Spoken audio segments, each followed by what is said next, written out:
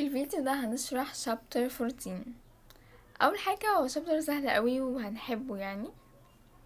اول حاجة هنتكلم عن المين كاركترز وبعدين المين بوينتس وبعدين هنخش في السمري، والفيديو الجاي ان شاء الله هنقول اسئلة على الشابتر ده.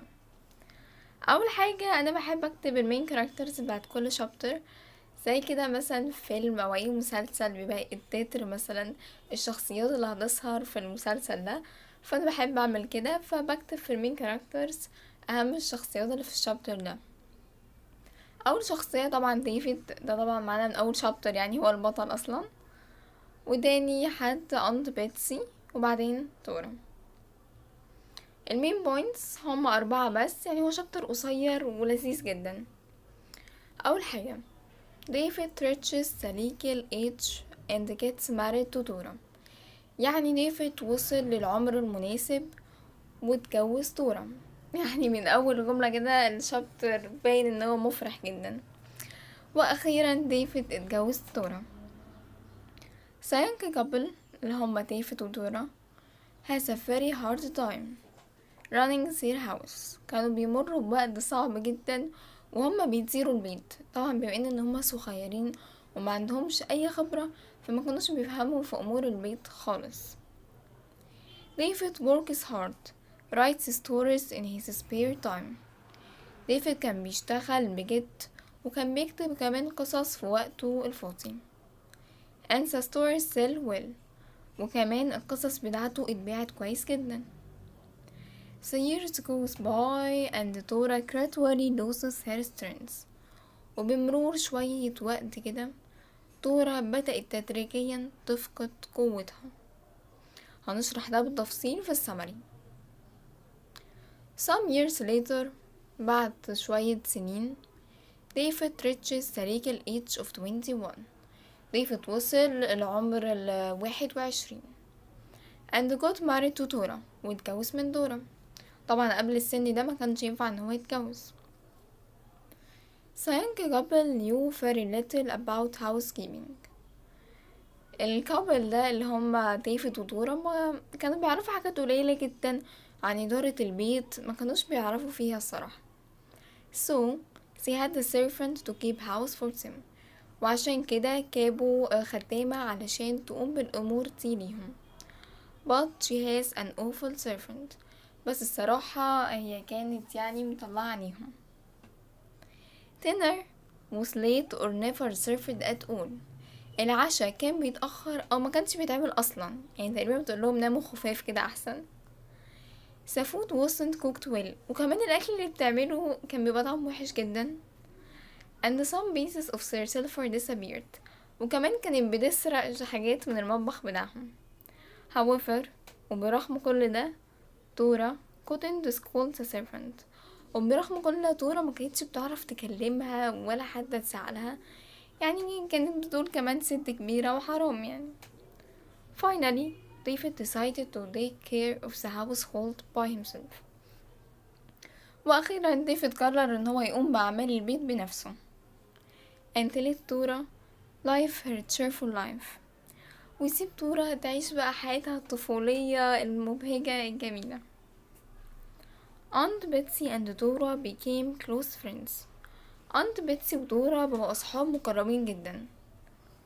However, when David asked her to advise Dora، لما ديفيد طلب من Aunt Betsy إن هي تنصح دورا about how to run the house، إن ازاي تعمل أمور البيت، ازاي تغسل، ازاي تطبخ، الحاجات دي، she refused. هي رفضت. She advised him to work out his problems in marriage himself. هي نصحته ان هو يحل مشاكله في الجواز بنفسه. وطبعا النصيحة دي كويسة جدا وانا بؤيدها، ان انت فعلا لازم المشاكل اللي تكون في الجواز ان هي تكون ما بينهم هما الاتنين بس، عشان ميدخلوش حد والموضوع يبوظ زي ما بيحصل كتير. David loved his chilled wife as Dora wished to be called. ديفيد حب دورا، يعني هو كان بينادلها باسم chilled wife، هي كانت بتحب ان هو يتقالها كده، يعني زوجتي الصغيرة. but he sometimes yearned for a wife with more character. بس هو كان ساعات كده بيبقى نفسه يكون متجوز واحدة بأكتر من شخصية، who could share his work، تقدر تشاركه في عمله and interests with him، وكمان تستمتع معاه. لكن دورا تحس ان هو متجوز طفلة يعني. David was happy but it wasn't the happiness he had hoped for. ديفيد كان سعيد بس مش هي دي السعادة اللي هو كان بيتمناها. هو كان عايز واحدة تعرف تشاركه في العمل، تعرف تريحه، هو يعمل جزء وهي جزء. لكن تقريبا دورا ما كانش عندها اي خبرة. David worked hard at his studies. ديفيد كان بيعمل بجد في شغله، بسم الله ما شاء الله، يعني قايم بشغل البيت والشغل كمان اللي برا البيت. and began to write some stories in his spare time، وكمان كان عنده وقت فاضي وبيكتب فيه قصص. in the evenings، بالليل. his stories sold well، والقصص اللي كان بيعملها اتباعت كويس جدا. and he gave up his work with Dr. Strong. as the year went by، بمرور الزمن، دورا gradually lost her strength. دورا بدأت تدريجيا تفقد قوتها، بقت ضعيفة، ما بقتش قادرة تعمل حاجة. her little feet that used to be so lively when they danced around her dog ship became motionless. رجليها بقت تقريبا مشلولة، ما بقتش تعرف تحركها. David began to carry Dora downstairs every morning and upstairs every night. ديفيد ابتدى يشيلها كل يوم الصبح، ينزلها السلالم ويطلعها، بتقعد في الريسبشن، تقعد في الصالة، وفي آخر اليوم يطلعها تاني السلالم بالليل. Aunt Betsy always followed Dora with shawls and pillows. Aunt Betsy كانت دايما ماسكة لدورا الشال بتاعها والمخدات، هو بيشيلها وينزلها وهي كانت دايما تشيلها حاجاتها. Whenever David picked Dora up and felt that she was lighter in his arms، برغم ان هو كان بيشيلها بس هو بقى حاسس ان هي كل يوم بتخف عن اللي قبله.